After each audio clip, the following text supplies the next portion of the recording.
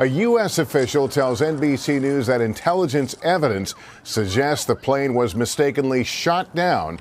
The same night that Iran shot missiles into U.S. bases in Iraq, a retaliation for the U.S. government's assassination of their top general, Qasem Soleimani, a Ukrainian airliner carrying 176 passengers, including 63 Canadians, crashed shortly after taking off from Tehran, Iran's capital, killing everyone on board. Now, initially, it was reported that Western intelligence agencies see no signs Ukraine airliner was shot down, saying, quote, "The initial assessment of Western intelligence agencies is that the plane was not brought down by a missile. There is no evidence to suggest that," said the source. The agencies believe the most likely cause of the crash was a malfunction, the source added, saying there was some evidence one of the plane's engines had overheated.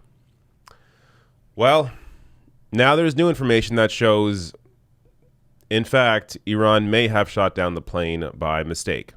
A U.S. official tells NBC News that intelligence evidence suggests the plane was mistakenly shot down by Iranian anti-aircraft missiles. NBC's Tom Costello has late details from our Washington newsroom. Tom?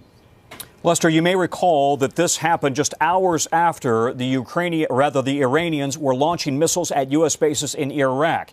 At 6:12 a.m. early in the morning, this Ukrainian Airlines plane was taking off from Tehran International Airport. It was in the air for less than 2 minutes before it suddenly went black. It went dark at 7,900 feet.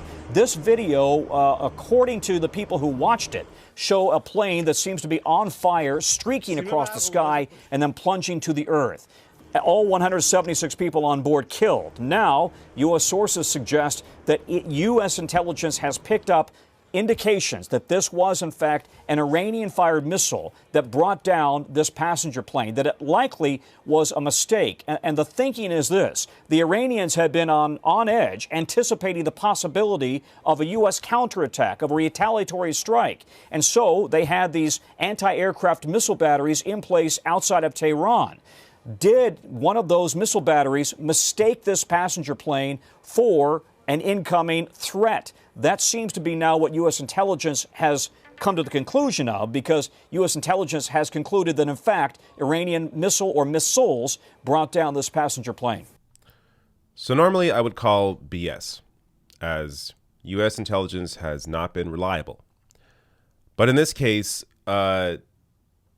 Americans, the U.S. government does not appear to be trying to use this to raise tensions with Iran, as they are calling it a likely mistake. So I don't know if they would be doing that if they wanted to, continue this march towards some kind of war with Iran. So because they're calling it a likely mistake, including Trump himself saying that he thinks it could have been a mistake, I'm inclined to believe this. I mean, it did seem pretty weird at the time that this plane went down in Iran right after Iran had launched missiles into U.S. bases in Iraq. So, and look, on top of that, Iran is actually opening up the investigation to Ukraine and the U.S. So, as the New York Times reports here, in Iran plane crash, Ukraine will investigate possible missile strike. Ukraine was negotiating with Iran to allow the investigators to search the crash site near Tehran for possible rocket fragments, he told Censor.net, a Ukrainian news outlet.